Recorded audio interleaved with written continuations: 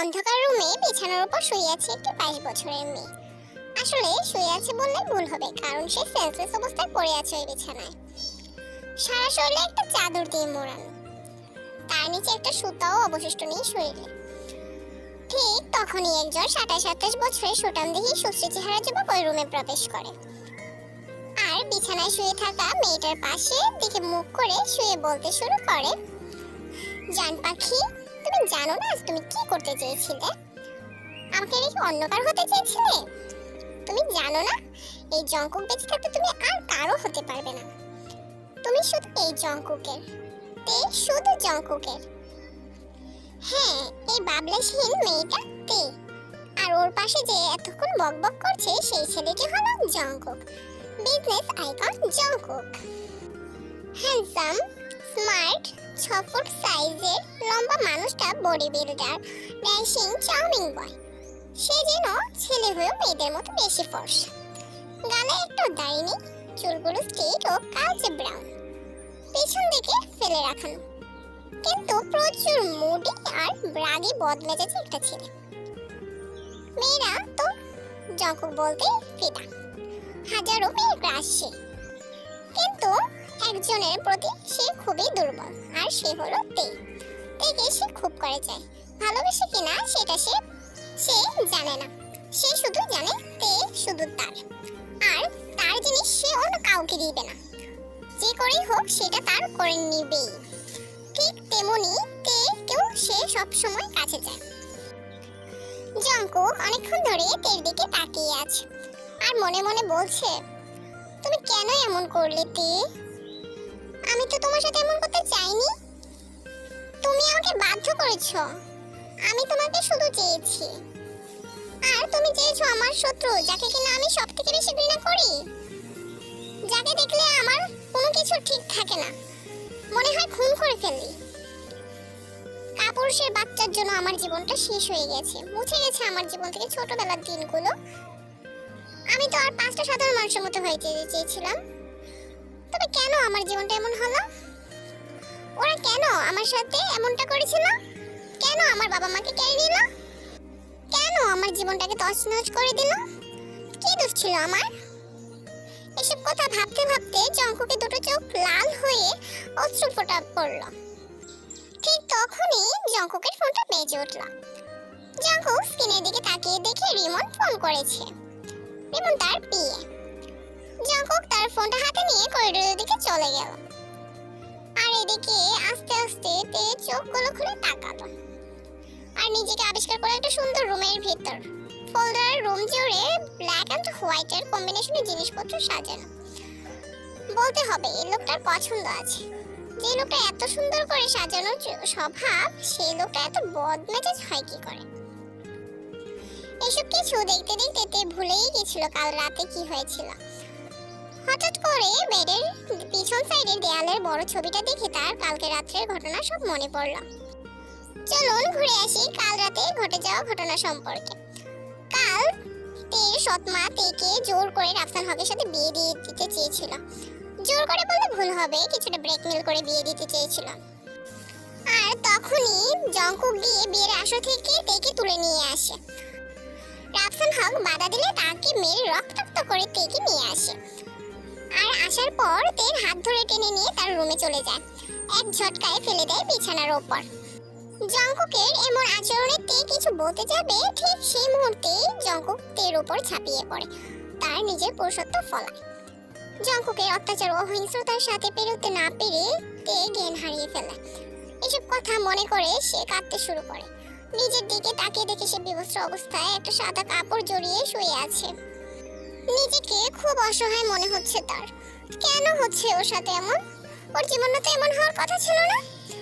সবকিছু তো ঠিকঠাকই চলছিল, তবে কেন জীবনে নেমে এলো এরকম কালবৈশাখী ঝড়? তের ভাবনার উপর পানি ফেলে দিয়ে তখনই রুমে আসে জঙ্কুক, আর ডোন্ট কেয়ার একটা ভাব দেখিয়ে তের দিকে তাকিয়ে বলল, হেই জান পাখি, ওয়াশরুম থেকে ফ্রেশ হয়ে আস, আর আমরা একসাথে এখন লাঞ্চ করব। এই কথাগুলো বলেই বাইরে চলে গেল জঙ্কুক। তের চোখ দিয়ে টপ টপ করে পানি পড়ছে, আর তে মনে মনে ভাবছে মানুষ কতটা নীচ হলে এমন হতে পারে। উনি আমার সাথে কাল রাতে যা করছে তারপরও কিভাবে স্বাভাবিক হয়ে এভাবে কথা বলতে পারে? একটুকু কি কষ্ট হচ্ছে না ওনার? নিজের বিবেক কি এতই খারাপ? মানুষ কতটা পাষাণ হতে পারে? কিভাবে এমন হতে পারে? আবার নিজের মনেই সে ভাবতে শুরু করে, এই মানুষটা তো হার্টই নেই, তাহলে উনি আবার মানুষ কিভাবে? উনি তো একটা পশুর সমান। আই হেট হিম। আমার সাথে যা হচ্ছে তা আল্লাহই জানেন। কয়েক মিনিট পর আবার জংকুক রুমে এসে বলল, হে বেব, হোয়াটস আপ? তুমি এখনো ফ্রেশ হবে না, নাকি আমি নিজেই তোমাকে আবার ফ্রেশ করে দিব? এই কথাগুলো বলেই জংকুক আবার তের দিকে এগিয়ে যেতে লাগলো একটা কিলিং স্মাইল দিয়ে। ওপস বেব, আমি তো ভুলেই গেছিলাম যে তুমি উইদাউট ক্লথে আছো। এই কথাটা শুনে তের চোখ দিয়ে যেন জল টলটল করে পড়তে শুরু করলো। আপনার কি লজ্জা করছে না এই কথাগুলো বলতে? ছি, আপনি এতটা বাজে কেন? আপনি আমার সবকিছু কেড়ে নিয়ে এখন বলছেন আমাকে ফ্রেশ হতে? এই শরীরের ময়লা তো ধুয়ে ফেলতে পারবেন, কিন্তু এই মনের দাগগুলো কিভাবে পরিষ্কার করবেন? আমি আপনার কি করেছি? কেন করলেন আমার সাথে এমন? বিয়ের আসর থেকে আমাকে তুলে নিয়ে এনে আমার সবচেয়ে বড় সম্পদ, আমার অহংকার, আমার সতীত্ব সব আপনি ধুয়ে মুছে দিলেন। কি দোষ ছিল আমার? আপনার যদি কারো শরীরের প্রয়োজন ছিল তাহলে আপনি কাউকে বিয়ে করে নিতে পারতেন, কেন হলো পতিতালয়ে যেতে পারতেন। আমার সাথে এমন কেন করলেন? এই কথাগুলো বলতে বলতেই তের গালে ঠাস করে জংকুক একটা চড় মারল। এই মেয়ে, তোর কি মনে হয় এই জংকুক চৌধুরী চাইলে আঙুলের ইশারায় 20টা মেয়েকে নাচাতে পারে, তাদের সত্য হারাতে পারে? কিন্তু এই জংকুক চৌধুরী সব মেয়েদেরকে ঘৃণা করে, কখনো কাছে ঘেঁষতে দেয় না মেয়েদেরকে। তার কারণ আই হেট গার্ল। আর হ্যাঁ, একটা কথা, এই সব কিছুর জন্য তোমার কোনো দোষ নেই, এইটা তোমার ডেস্টিনি। আর যাই বলো না কেন, একটা কষ্ট আছে, আর সেটা হলো তুমি যে ব্যক্তিকে বিয়ে করতে চাইছিলে সেই ব্যক্তিকে আমি পৃথিবীর সবচেয়ে বেশি ঘৃণা করি। আর যদি তুমি এই লোফাটাকে বিয়ে করতে রাজি না হতে তাহলে তোমার এই দশাটা হতো না, বুঝতে পারছো? That's it. আর একটা কারণ হচ্ছে তুমি আমাকে রিজেক্ট করেছো আর আমার এমনিকে তুমি অ্যাকসেপ্ট করেছো, আর তার জন্যই কাল রাতে তুমি পৃথিবীর সবচেয়ে বড় শাস্তিটা পেলে, বুঝতে পেরেছো? That's it babe. মনে আছে তোমার ওই দিনটির কথা, যেদিন আমি তোমাকে বলেছিলাম উইল ইউ ম্যারি মি? তখন তুমি বলেছিলে সরি, ইট নট পসিবল। আমি একটা চিনিয়ে জানি না সেই মেয়ে ছেলেকে আমি কেন অ্যাকসেপ্ট করব। আর আমি তোমাকে বলেছিলাম ডোন্ট ওয়ারি, তুমি চাইলে সময় নিতে পারো আর তোমার ফ্যামিলির কেউ জানাতে পারো আমার প্রপোজালটার কথা। আর আমি জানি তোমার ফ্যামিলি আমাকে রিজেক্ট করবে না, কজ তুমি হয়তো জানো আমাকে বিয়ে করার জন্য অনেক মেয়ে লাইন ধরে আছে। কজ আমার টাকা পয়সা, জমি জামা, পজিশন, পাওয়ার, সেসব কথার কথা আর কি বলবো। কথা শেষ হওয়ার আগে তুমি বলেছিলে, এই যে মিস্টার, আপনি কি মনে করছেন আপনার টাকা পয়সা, প্রপার্টি সবকিছু দেখে আমি অন্য মেয়েদের মতো পাগল হয়ে যাব? আমাকে সেইসব মেয়ে ভাববেন না, আমি সেইসব মেয়েদের তালিকায় নেই। আমি একটা সাধারণ মেয়ে আর অল্পতে অনেক খুশি। সরি, আমি আপনাকে বিয়ে করতে পারবো না। ওই দিন তোমার ওইসব কথা শুনে আমার খুব ভালো লেগেছিল। ভেবেছিলাম যাক, পৃথিবীতে এখনো কিছু মেয়ে আছে যারা লোভী নয়, টাকা পয়সা, গাড়ি বাড়ি তাদের কিচ্ছু চাই না। তোমার প্রতি শ্রদ্ধা জেগেছিল আমার সেই দিন, বুঝতে পারলে? আর কিছু ভালোবাসাও সৃষ্টি হয়েছিল। আমি মনে মনে দাদুকে ধন্যবাদ দিয়েছিলাম যে তোমার মতো একটা মেয়ের জন্য আমাকে চয়েস করেছিল। আর হ্যাঁ, ওই দিন তোমাকে আমি শুধু প্রপোজাল দিয়েছিলাম দাদু ভাইয়ের মন রাখতে, কারণ দাদু ভাই তোমাকে পছন্দ করেছিল। আর একটা কারণ হলো তুমি সেদিন আমার দাদু ভাইয়ের প্রাণ বাঁচিয়েছিলেন। সেদিন যদি তুমি ঠিক টাইমে মেডিকেলে নিয়ে না যেতে তাহলে আমি দাদু ভাইকে আর পেতাম না। শুধু সেই জন্য তোমাকে বিয়ের প্রপোজাল দিয়েছিলাম, এখন বুঝতে পারছো? কিন্তু তুমি তো সেই লোভী মহিলাদের মতো টাকা পয়সা ওলা লোফারটাকে বিয়ে করতে রাজি হয়ে গেছো। লোভী কোথাকার। এইসব কথা শুনে তে আর চুপ থাকতে পারলো না। আপনি আপনার পার্সোনাল লাইফের ইস্যু নিয়ে আমাকে ইউজ করতে চাইছেন? আমি কাকে বিয়ে করব না করব সেটা আমার পার্সোনাল ব্যাপার, সেটার কৈফিয়ত দিতে তো আমি আপনার কাছে বাধ্য নই।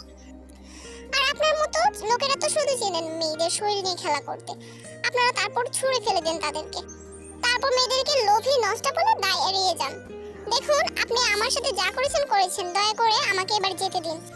আমি কোনো খারাপ পরিশ করব না, আমি একজন স্ত্রী। আমি জানি সে আমাকে আর অ্যাকসেপ্ট করবে না, তারপরও আমি তাকে কালিমা পড়ে বিয়ে করেছি, তার নামে কবুল করেছি। তার কাছে আমি মাপ চাইবো এবং তাকে আমি ডিভোর্স দিতে বলবো।